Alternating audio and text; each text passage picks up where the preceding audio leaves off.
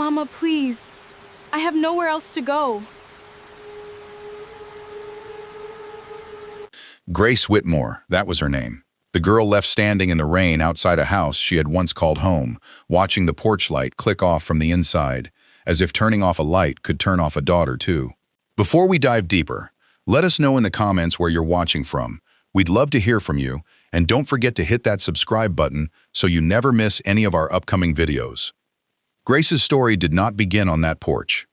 It began years earlier, in the same small Ohio town, in the same house, at a kitchen table where love was measured in dollars. And Grace had never once come out ahead. Grace was the middle child of 3, born 2 years after her sister Denise, and 4 years before a brother named Michael, who left home himself at 19 and rarely came back, unwilling to referee a war he hadn't started.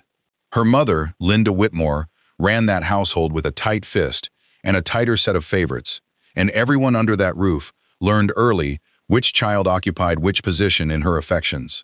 Denise was the sunshine, the one whose report cards got taped to the refrigerator door even when the grades barely deserved it. Grace's grades were better every single year, and nobody ever taped up a single one of them. Her father, Robert, worked long shifts at the auto plant and came home too exhausted most nights to notice which daughter was thriving and which one was quietly disappearing into herself at that same dinner table. Nobody in that house was cruel, in a way a stranger passing by could have named outright. It was quieter than that, the kind of unfairness that lives in small daily choices rather than dramatic ones. It was in who got asked how their day went first, and who got asked at all. It was in whose birthday got a cake from the bakery, and who's got a box mix stirred together at the last minute, because nobody had thought to plan ahead. Grace noticed these things the way children notice everything adults think they're too young to understand, filing each one away without ever saying a word out loud, because she had learned that saying something out loud only ever seemed to make Linda angrier rather than more fair. By the time Grace turned 12, she had already taken on the unspoken role of the practical one, the child who did not need managing because she managed herself.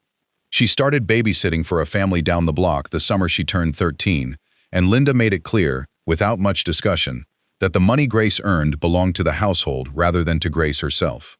Grace handed over every dollar at the kitchen table without complaint, because complaining, she had learned, cost more than it was ever worth. Denise, meanwhile, never held a single job through high school, never needed to, since Linda and Robert covered whatever Denise wanted without much question, treating the request itself as evidence enough that Denise deserved it. The imbalance sharpened as the girls got older. Denise got a car for her 16th birthday, paid for outright, no loan and no conditions attached. Grace turned 16 that same year, with a birthday that passed almost unmentioned. No cake, no gift beyond a card, Linda signed without much ceremony. Grace's shoes wore through that winter, the sole flapping loose at the toe, and she wore them anyway for weeks, because asking for new ones felt like asking for something she already suspected she wasn't entitled to. It was a teacher, a woman named Eleanor Averill, who noticed the shoes one gray February morning and quietly bought Grace a new pair, without ever mentioning the gesture to Linda, understanding somehow that mentioning it would only complicate things for the girl she was trying to help. Mrs. Averill became, without either of them ever naming it directly, the one steady adult presence in Grace's life who looked at her and saw more than usefulness. She kept Grace after class some afternoons, not for discipline but for conversation, talking through books, through college applications neither of Grace's parents had ever once mentioned, through the shape of a future that existed somewhere outside that kitchen table. Grace held those conversations close, the way other teenagers held onto trophies or photographs, evidence that someone outside her own family believed she was worth investing time in. At home, she said nothing about any of it, having learned early that anything she cared about could eventually be used against her, turned into leverage in an argument she hadn't started. The particular winter that finally broke everything arrived when Grace was 17. The same season Robert's hours at the plant were cut nearly in half due to a slowdown nobody in that house fully understood or had prepared for. Money, already tight, became something closer to desperate, and Linda's frustration, as it always seemed to, found its most convenient target. She told Grace plainly, over a dinner nobody was particularly enjoying, that a 17-year-old contributing as little as Grace apparently did wasn't worth the expense of feeding. Grace pointed out calmly that she already handed over every dollar she earned babysitting and shelving books at the library after school.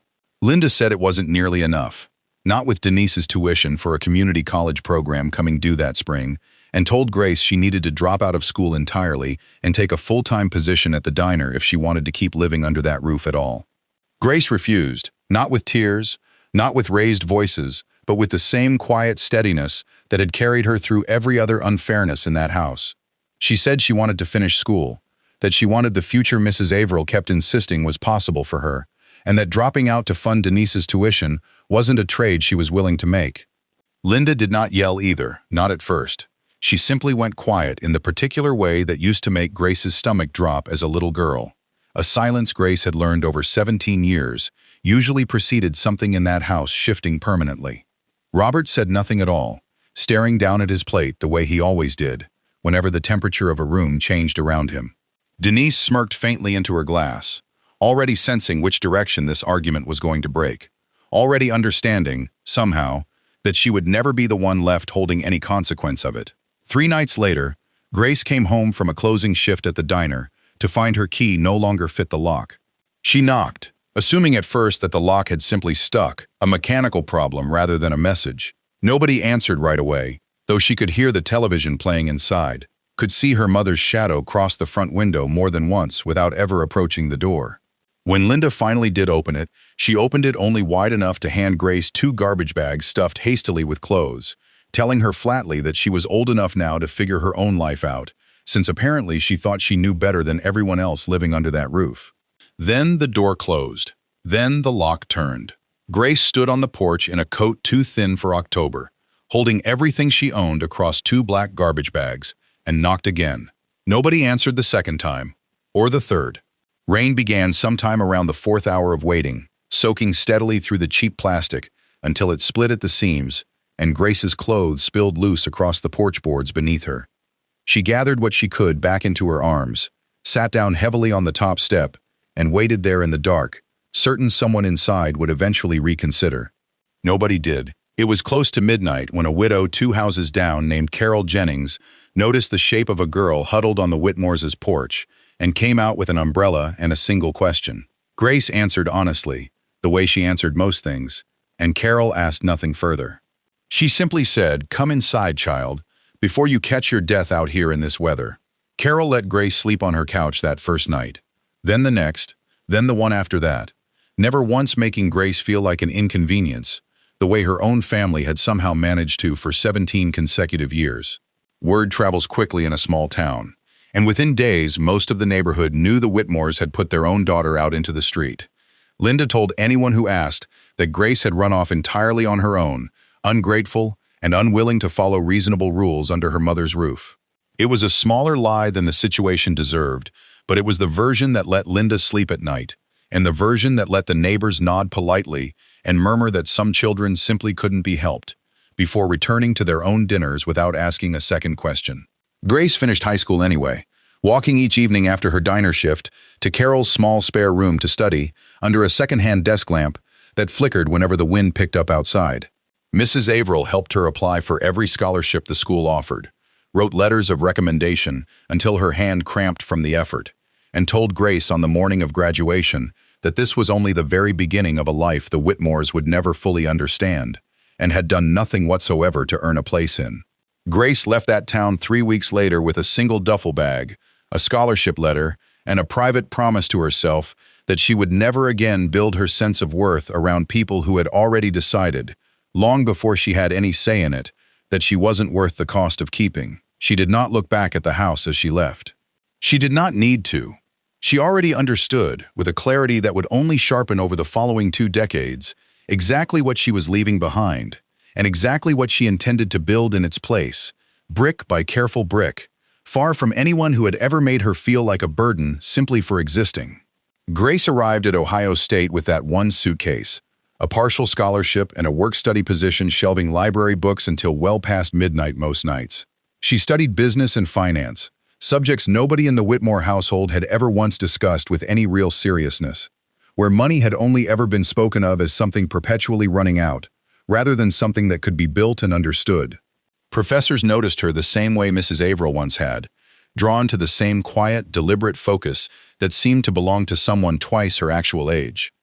She roomed for 3 years with a young woman named Patricia Cole, whose own family welcomed Grace warmly at every holiday, without ever once asking why she never seemed to go home herself. Patricia's father, a man named Harold Cole who ran a modest but respected regional investment firm, first noticed Grace one evening at his own dinner table, listening as she explained a shifting market trend with more clarity and confidence than several of his junior analysts managed during actual client meetings. He told her plainly, without any particular ceremony, that she had a genuine future in his industry whenever she felt ready to pursue it. Grace graduated with honors 2 years later and took Harold up on that offer immediately, starting at the very bottom of his firm's smallest regional office.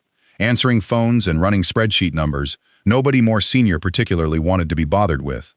She worked exactly the way she always had, without complaint and without needing anyone's approval to justify the effort, because she had learned as a teenager that recognition was never guaranteed, and the work itself had to be its own reward. Within 3 years, Grace was managing a modest portfolio of her own clients, small accounts nobody else wanted but that she treated with the same seriousness she would have given accounts worth 10 times as much. Within 6 years, Harold had made her a full partner, telling colleagues privately that she seemed to have an instinct for spotting real value where everyone else only saw unnecessary risk. An instinct, he suspected, came from some part of her past he never felt entitled to ask her to explain. Grace never told him about the porch, or the garbage bags, or the particular sound rain makes against plastic that's already beginning to split. Some parts of her history she kept entirely to herself, treating them as fuel rather than as a story anyone else needed access to. By her early 30s, Grace Whitmore was no longer simply an analyst working inside someone else's firm. She had opened her own boutique investment and advisory practice, built quietly around a reputation for direct honesty in an industry that did not always reward that particular quality, and around clients who came to value being told difficult truths about their finances over being told comfortable things they'd rather hear instead. She purchased a modest but genuinely beautiful home just outside Columbus, the very first house that had ever belonged entirely to her, fitted with locks she alone controlled, and keys she handed out only to people who had actually earned that particular trust over time. She reconnected quietly, over those same years, with the two people who had shown her real kindness when she needed it most, and owed her absolutely nothing. She sent Eleanor Averill a plane ticket every single Christmas, insisting the older woman visit rather than spend the holiday alone, and she checked in on Carol Jennings every summer, quietly covering the cost of the widow's roof repairs and property taxes, without ever once calling the gesture charity, calling it instead simply family, the kind Grace had built for herself out of people who had chosen her freely, rather than merely been assigned to her by blood. Grace never married, not from any particular bitterness toward the idea itself, but because she had grown careful, understandably, about who she allowed close enough to eventually hold something over her. Most people, she'd found over the years, eventually found some way to remind her, intentionally or otherwise, of what she used to be.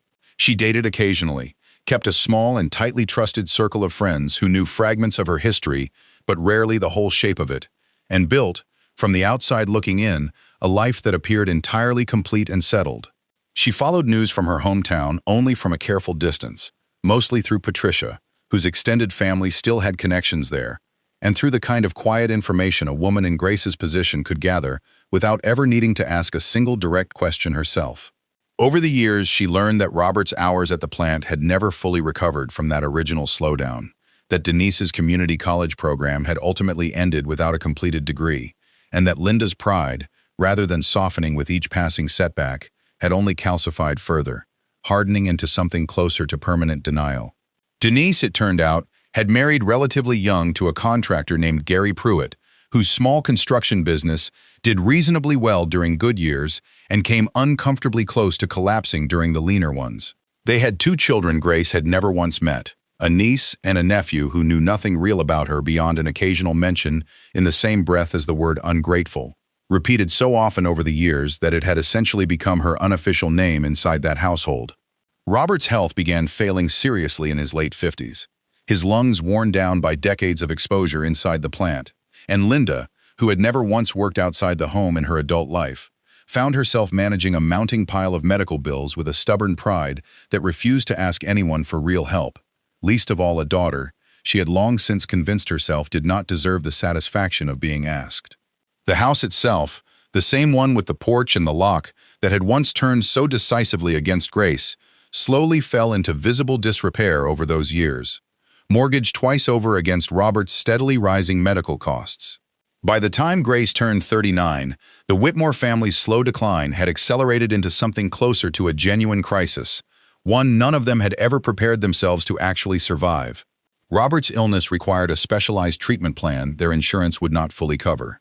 Gary Pruitt's contracting business lost its two largest ongoing clients within the same difficult year, leaving Denise and her family nearly 3 months behind on their own mortgage payments. Linda, finally facing the very real possibility of losing the house outright, did something she had sworn to herself 22 years earlier she would never allow herself to do under any circumstances. She asked Denise to help her track down Grace's current number. Denise, humbled considerably by her own family's mounting circumstances, did not refuse the request. It took a private investigator, paid for with money none of them could genuinely spare, nearly 3 full weeks to track down a woman who had changed remarkably little about her actual name and absolutely everything about the life surrounding it, hiding, in a sense, in plain sight the entire time, simply because nobody had ever once thought to look carefully enough to find her. The call itself came through on an ordinary Tuesday morning in March, while Grace sat reviewing quarterly reports inside her office on the 14th floor of a building she now partly owned outright.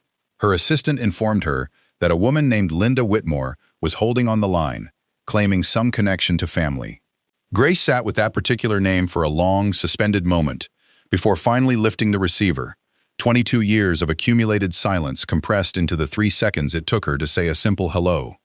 Linda's voice on the other end sounded noticeably smaller than Grace remembered it, stripped of the certainty that had once filled every room she ever walked into. Linda explained that Robert was dying, that the family was on the verge of losing the house entirely, and that she genuinely didn't know who else remained to call. Grace said nothing at first.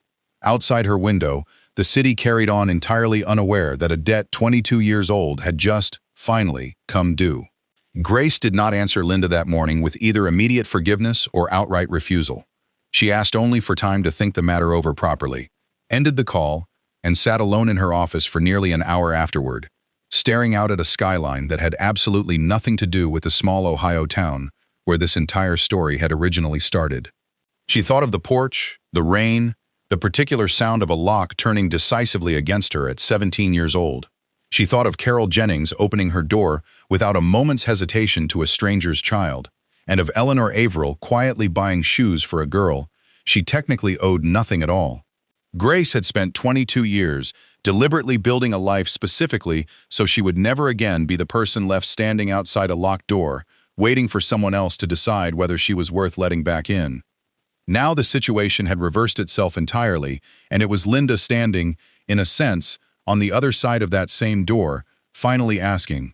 Grace called Patricia that same evening, the only person alive who understood the full shape of her history, and worked through the decision the way she worked through every major choice in her professional life, carefully and deliberately, without letting raw emotion cloud whatever the actual numbers and facts eventually revealed. Patricia asked her plainly what she actually wanted to do about it. Grace admitted she didn't know yet, but she knew with certainty that she wasn't going to make this particular decision out of anger, because anger, in her experience, had never once served her nearly as well as patience consistently had. She spent the following several days quietly gathering hard information rather than rushing toward any answer, learning the exact size of Robert's mounting medical debt, the precise terms of the mortgage now threatening the house, and the genuine state of Gary Pruitt's failing contracting business, applying the same careful due diligence she would run for any ordinary client considering a decision of this size. Except this time, the client in question was the very family that had once left her out in the rain.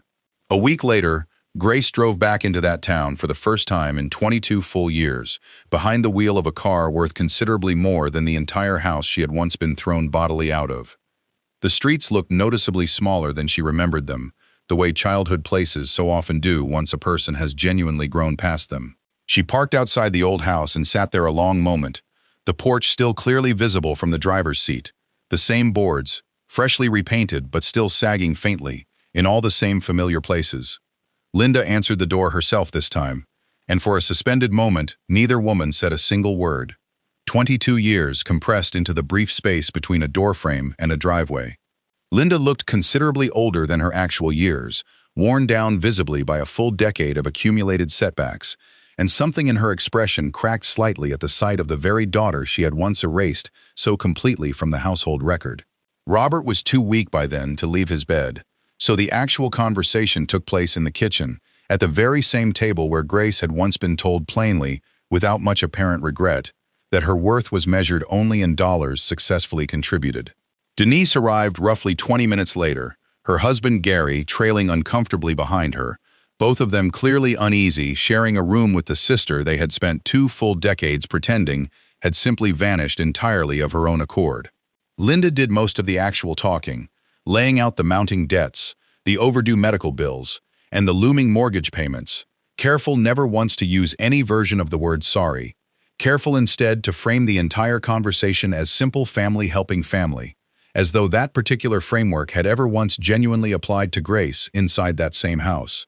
Grace listened without interrupting a single time, employing the same patient silence she relied on during every difficult negotiation of her professional career, giving absolutely nothing away until she had heard the complete shape of the situation laid out in front of her. When Linda finally finished speaking, Grace asked one single question that silenced the entire kitchen table instantly. She asked plainly whether anyone present remembered the exact date in October when she had been handed 2 garbage bags and told flatly that she wasn't worth the expense of feeding any longer. Nobody offered an answer. Denise stared down at the table's surface. Gary studied his own hands intently. Robert, weak as he genuinely was, made a small sound from the doorway where he had dragged himself just to listen, something caught between a word and a labored breath, though no actual apology ever followed it directly. Linda finally said that things had simply been different back then, that money had been genuinely tight, and that decisions made under that kind of pressure shouldn't be allowed to define an entire family permanently. Grace replied quietly that she agreed completely with that particular sentiment. Decisions made under pressure absolutely shouldn't define a family forever, which was precisely why she had no intention of making her own decision today, under any comparable pressure either. Grace told them she needed 1 additional week before offering any kind of concrete answer, and she left that kitchen without once raising her voice, without a single dramatic gesture of any kind, simply standing and walking calmly back out toward her car, while 4 adults sat frozen behind her, genuinely uncertain whether they had just witnessed the early signs of mercy or something closer to its opposite. Denise followed her sister out into the driveway, finally saying the actual word sorry aloud for what may have been the first time in either of their entire lives, admitting quietly that she had known, even as a teenager living in that house, that things weren't remotely fair between them, and had said nothing at the time because saying nothing had always benefited her personally and directly. Grace told her sister she appreciated hearing that admission, but that an apology arriving 22 years late didn't erase those years, it only explained them somewhat, and explanation and genuine forgiveness remain 2 entirely separate transactions that shouldn't be confused with one another. Over the following week, Grace did exactly what she had always done best.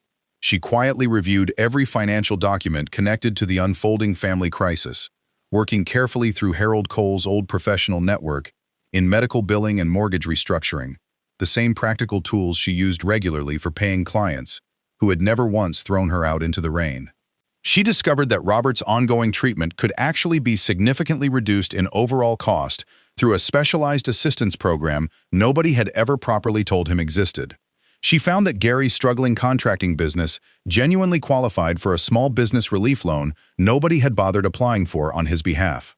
And she confirmed that the mortgage itself could realistically be restructured entirely, provided someone with sufficient credit and enough patience was willing to co-sign the new terms. Grace happened to be exactly that person, and she made her eventual decision not because the Whitmores had somehow earned her help through guilt or belated apology, but because she had decided, entirely on her own terms, precisely what kind of woman she genuinely wanted to be going forward. Grace returned to the house one final time and laid out an arrangement entirely of her own careful design. She would personally cover Robert's remaining medical costs and help restructure the family's mortgage, but the house itself would be placed permanently into a trust, ensuring that neither Linda nor Denise could ever again make a unilateral decision inside those walls that put any child out into the rain, a condition she stated plainly and without apology, watching closely as the words visibly landed across Linda's face. She offered Gary genuine professional connections to help rebuild his business honestly and sustainably, on the specific condition that Denise's two children, the niece and nephew Grace, had never once met, would finally know exactly who their aunt actually was and exactly what she had survived, so that silence could never again be allowed to protect a lie the way it had successfully protected Linda's version of events for 22 consecutive years. Linda, for the first time throughout the entire conversation, simply nodded and said nothing further at all, because there was, at long last, genuinely nothing left worth arguing. In the months that followed, Grace kept every promise exactly as she had originally stated them, no more generous and no less firm, because that particular arrangement was the only kind of family she had ever actually wanted to belong to. One built on clearly stated terms, honestly kept, rather than love offered only conditionally, the way it always had been inside that original house. She visited on holidays, cautiously at first, allowing the relationships to rebuild themselves only as far as genuinely earned trust would reasonably allow, never pushing further than that. Robert's health stabilized enough over time that he could occasionally sit out on that same porch some quiet evenings, and he told Grace once, quietly and without much ceremony, that he should have unlocked that door himself 22 years earlier, regardless of whatever Linda had ultimately decided that night. Grace told her father gently that regret, much like apology, didn't erase what had already happened, but it was still worth considerably more than the silence that had come before it. She finally met her niece and nephew that following spring, two children who had grown up hearing their aunt's name spoken only alongside the word ungrateful, and who now sat across from a woman entirely unlike anything they had been told to expect.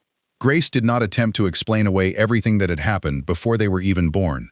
She told them simply and honestly that families sometimes make choices that take decades to properly repair, and that she hoped, going forward, they would grow up understanding that love inside a family should never once depend on what a person is able to financially contribute. Denise, listening quietly from across that same room, finally seemed to understand the full weight of what her own children were being spared, simply by having an aunt willing to say those particular words out loud. Grace had built an entire life from the outside of that locked door, brick by careful brick, without any help from the people who had once decided she wasn't worth keeping around. She had returned to that same door eventually, not because she genuinely needed anything from them, and not because time alone had somehow erased what happened, but because she had ultimately decided, deliberately and on her own terms, exactly who she wanted to be on the other side of that history. If you were Grace, would you have gone back at all, or would you have left that door locked forever, the way it had once been left against you? Tell me honestly in the comments below. I read every single one of them. And if this story reminded you that the family you choose can sometimes matter more than the one you were simply born into, hit that like button, share it with someone who genuinely needs to hear it tonight, and subscribe so you never miss the next story. Thank you so much for watching, and I'll see you in the next one.